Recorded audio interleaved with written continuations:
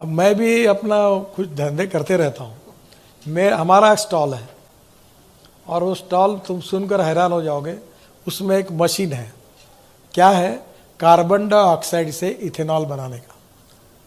Successful. एक चेन्नई के scientist थे, 3 साल से हम काम कर रहे थे। मैंने कहा उसका मशीन लगाओ और कार्बन डाइऑक्साइड डालो सिलेंडर। सब carbon dioxide is a problem. ये कोराडी, खापरगड़ा, सब पूरे दुनिया का प्रॉब्लम यानी कार्बन डाइऑक्साइड। प्रदूषण की समस्या कार्बन डाइऑक्साइड, वो फुकट में मिलता है और उसको तैयार करके उससे इथेनॉल बनाना तो कितना अच्छा होगा। अब मैंने कहा वो लेबोरेटरी चेन्नई की है। मैंने बोला इससे कार्बन डाइऑक्साइड, तो कोराडी खापरगड़ा में वो बिजली के पैसे तो कुछ नहीं, कार्बन डाइऑक्साइड के वैल्यू एडिशन से करोड़ों हजारों करोड़ों मिलेंगे।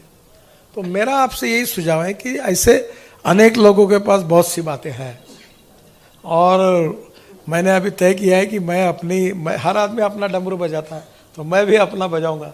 तो मैंने अपने दिल्ली की इनोवा की गाड़ी है जो 100% इथेनॉल पे चलती है, वर्ल्ड की पहली। तो मैंने वो कंपनी को बोला कि दूसरी गाड़ी भेजो यहाँ, नहीं तो मैं ये गाड़ी दिल्ली नागपुर लेके चलूँ, ताकि मैं लोगों को बताऊंगा देखो पेट्रोल डीजल 16 लाख करोड़ का क्यों इंपोर्ट कर रहे हैं। इलेक्ट्रिक की गाड़ी लो, इथेनॉल की लो, हाइड्रोजन का बस घूमे, यहाँ ट्रक घूमे उसमें। तो नए टेक्नोलॉजी इनोवेशन को विदर्भ के कोने कोने तक पहुंचाना। और सरकारी के तरफ से अड़चन होगी तो हम लोग जो एमपीज है, एमएलएज है, मंत्री है, हम बैठकर पॉलिसी में अटके हुए कामों को कैसे जल्दी करा के दें। आपको पता है हमारे यहाँ वो, आप सक्सेस स्टोरी है छापो, आप उसको उनकी मुलाकात लो। ये उमरेड रोड पर लेफ्ट हैंड पर एक इंजीनियरिंग कॉलेज है, क्या है ना अपना, सूर्योदय। वो जो चापले, वो पहले प्लॉट बेचते थे, अब इंजीनियरिंग कॉलेज खोला। उनकी बहू भी बहुत होशियार है और इंजीनियरिंग कॉलेज का टाइप मैंने कर दिया 2 साल के साथ। अब उनके इसमें रोबोट है कॉलेज के अंदर और वो लड़कों को ट्रेन करके एविएशन इंडस्ट्री में हेलीकॉप्टर और हवाई जहाज बनाने वालों को टेक्नोलॉजी के साथ लड़के ट्रेन करके, कुही, मांडल और इधर के लड़के ट्रेन करके उधर रोजगार दे रहे। ये इतना अच्छा इंजीनियरिंग कॉलेज है, मैं 2-3 बार जाके आया हूँ। अभी हमारी जो विश्वकर्मा योजना है, लाखों लोगों को लोन मिल रहा है। अभी मैं बैंकों की मीटिंग ली, अभी फुटपाथ पर सबको लोन, कितने लोगों को लोन मिल रहा है, ये पाव भाजी और ये बनाने वाले, और उनका एनपीए नहीं है, सब ईमानदारी से पैसे भर रहे हैं। 1% का भी एनपीए नहीं है। उल्टा उनको 15,000 अगर बराबर वापस किया तो 50,000 मिलता है, 50,000 वापस किया तो लाख रुपए मिलता है। रोड तो मैंने पूरे बना दिए, अभी जो अपेक्षा नहीं थी वहाँ भी 4 लेन बन गए। अब पावर हमारे पास सरप्लस है, पानी की कमी नहीं है। टेलीकम्युनिकेशन के टावर अब हमने गढ़चिरौली के इंटीरियर में लगाने के लिए वो भी काम शुरू हो गया है। तो वाटर, पावर, ट्रांसपोर्ट, कम्युनिकेशन हो गया। तो स्वाभाविक रूप से अब आने वाले इन्वेस्टर को जो विदेशों से आ रहे हैं, आपको पता होगा ही शायद, जिसका उल्लेख अभी आशीष ने किया कि 5 आईटी कंपनी में से 4 आई और ये 4 में जो एम्प्लॉयमेंट लगने वाली है 2 साल में, कैन यू इमेजिन, 1 लाख लोगों को लगेगी। एक कोई बोलता 25,000, किसी को 35,000, किसी को 28,000 लड़के चाहिए। और आज मिहान में 68,000 लोगों को रोजगार मिला है। और अगर ये 1 लाख लड़के आईटी में लग जाएंगे नागपुर में, तो इनको अगर 30-40 हज़ार रुपये महीना मिलेगा तो वो घर खरीदी करेंगे तो बिल्डर खुश होगा, वो किराना दुकान जाएंगे तो उसका धंधा बढ़ेगा, वो कपड़े अच्छे खरीदी करेंगे तो उसका धंधा बढ़ेगा, रेस्टोरेंट में रोज रात को जाएंगे तो रेस्टोरेंट तैयार होंगे। पूना में वो चांदनी चौक का मैंने इनॉग्रेशन का कार्यक्रम होने के बाद मैं गया तो एक लाइन में 5 रेस्टोरेंट है और एक रेस्टोरेंट की कैपेसिटी 300-400 थी, गार्डन रेस्टोरेंट। मैं बोला ये चलते हैं? बोले चलते क्या बात कर रहे, रात को बुकिंग नहीं मिलता, 2-3 दिन पहले लोग करते। क्यों करते हैं? क्योंकि आईटी कंपनी आई, लाख 1.5 लाख का पैकेज आया, पैसा है हाथ में, सब रात को खाना खाने के लिए अलग अलग, आज मैक्सिकन खाएंगे, कल चाइनीज खाएंगे। इससे परचेसिंग पावर बढ़ी। परचेसिंग पावर बढ़ने से ग्रोथ बढ़ती है, ग्रोथ मल्टीप्लाई होती है तो विकास होता है, रोजगार निर्माण हो। मैं आपको, मेरा अन्यथा मत लो, इंडस्ट्री शुरू होगी तो आपको एडवर्टाइजमेंट मिलेगी। और तुमको एडवर्टाइजमेंट नहीं मिलेगी तो तुम्हारा क्या हाल होगा। आज अगर यहाँ सक्सेसफुल कोई ना कोई वर्धापन दिन करेगा, एडवर्टाइज भूमि पूजन करेगा, आपका फुल पेज आ गया। तुम्हारे मालिक अगर करोड़ों में कमाएंगे तो बोलेंगे 7वां वेतन आयोग लगाओ।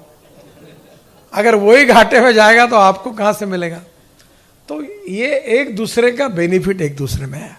कल मैं बैठा था, मेरे साथ फ्रांस का एक कपल बैठा था, मैं दिल्ली से आ रहा था, तो मेरे साथ आकर लोग फोटो निकाल रहे थे।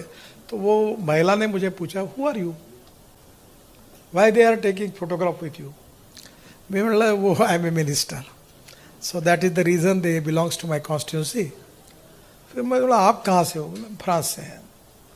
दोनों की उम्र 65-70 साल की थी। बोला आप क्यों आए हो, बोले ताड़ोबा जा रहे और 10 दिन वहाँ रहने वाले हैं। अब ताड़ोबा में, पेंच में, उमरेड में और नए नए फॉरेस्ट डेवलप हो रहे हैं, उसमें ओवर बुकिंग है। और कोई बोलता था मैंने 8 टाइगर देखे, कोई बोलता था 12 देखे। अब मैं आज विश्वास के साथ कह सकता हूँ कि वर्ल्ड में किसी को टाइगर के लिए देखना है तो आज विदर्भ यही बेस्ट डेस्टिनेशन है और नागपुर यही टाइगर कैपिटल है। अब प्रॉब्लम है, इसको लिए रेस्टोरेंट चाहिए, रिसोर्ट्स चाहिए, वहाँ से जाने के लिए रोड अच्छे चाहिए, वहाँ बिजली चाहिए, पानी चाहिए, तब लोग आएंगे।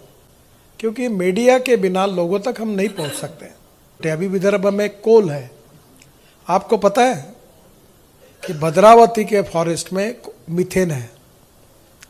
और अभी भारत सरकार ने निर्णय किया है कि वहाँ का मीथेन अगर कोई निकालता होगा जंगल में तो उसके लिए फॉरेस्ट के परमिशन की ज़रूरत नहीं है। वो ड्रिलिंग मशीन्स आएंगी, ट्रक पर खड़ी रहेगी, अंदर जाएगी और वही ड्रिलिंग करके मीथेन निकलेगा। What is methane? यानी विदर्भ में पेट्रोल डीजल के बजाय सीएनजी विदर्भ का मिलेगा और विदर्भ की गाड़ी और ट्रक बसेस उस पर चलेगी।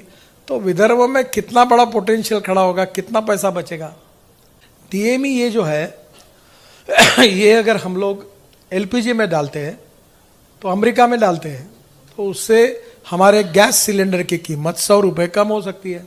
पहली ट्रेन सिंधी से हम लोग उसकी पहले हरी झंडी दिखाकर उसकी शुरुआत कर रहे हैं। अब मैं आपको बताता हूँ विदर्भ में कपास के किसान दुखी क्यों है, क्योंकि भाव नहीं है। अब विदर्भ के कपास की गाठी निकलती कहाँ जाती? जेएनपीटी। जेएनपीटी से कहाँ जाती? कोलंबो। कोलंबो से कहाँ जाती? ढाका।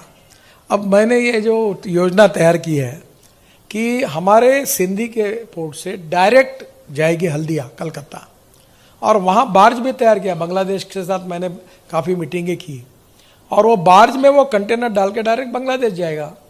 तो एक कंटेनर के पीछे 1.5 लाख रुपए बचेंगे। अब यहाँ के महिंद्रा के ट्रैक्टर या ये अपने ये 400-450 कंटेनर ये अपना टेक्सटाइल बेचते अपने जाम वाली फैक्ट्री वाले बांग्लादेश को। बांग्लादेश में रेडीमेड गारमेंट वर्ल्ड के सबसे ज़्यादा है और हमारी कॉटन की सब प्रकार की रिक्वायरमेंट अगर बांग्लादेश इस रूट से जाएंगी तो लॉजिस्टिक कॉस्ट कम होगी, तो विदर्भ के किसानों को 400-500 रुपये क्विंटल ज़्यादा भाव मिलेगा। यही हमारी उद्दिष्ट है कि हमारा संतरा बाहर जाए। राजस्थान में पूरा एक कॉन्स्टिट्यूंसी में 700 किलोमीटर लंबी और पूरा तालाब बना दिए खारे पानी के। और एक आंध्र का लड़का वहाँ आया था परसों, यहाँ 2,500 करोड़ का फिश वो एक्सपोर्ट करता है अमेरिका में। 2,500 खाऱ्या पाण्यातले झिंगे आणि गोड्या पाण्यातले झिंगे। आप में से बहुत लोग हो, गढ़चिरोली में कितना पोटेंशियल है। तो फिशिंग से लेकर हम अभी मदर डेयरी आ गई। मदर डेयरी 450 करोड़ इन्वेस्टमेंट कर रही। कल कंस्ट्रक्शन इक्विपमेंट की कंपनी उसके अमेरिकन ये मेरे पास आए थे, क्या नाम? जॉय कोमल। नहीं, कंपनी का नाम क्या?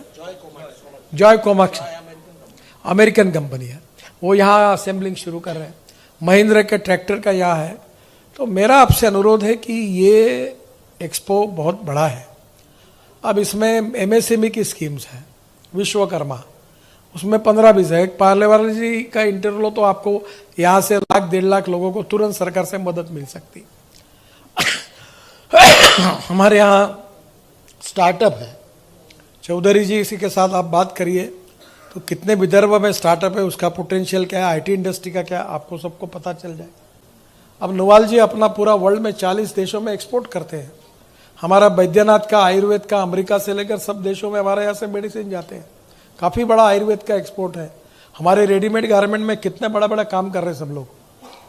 आज रेडीमेड गारमेंट में हमारे यहाँ काफ़ी अच्छा काम हो रहा है, बड़े बड़े ब्रांड यहाँ तैयार हो रहे हैं।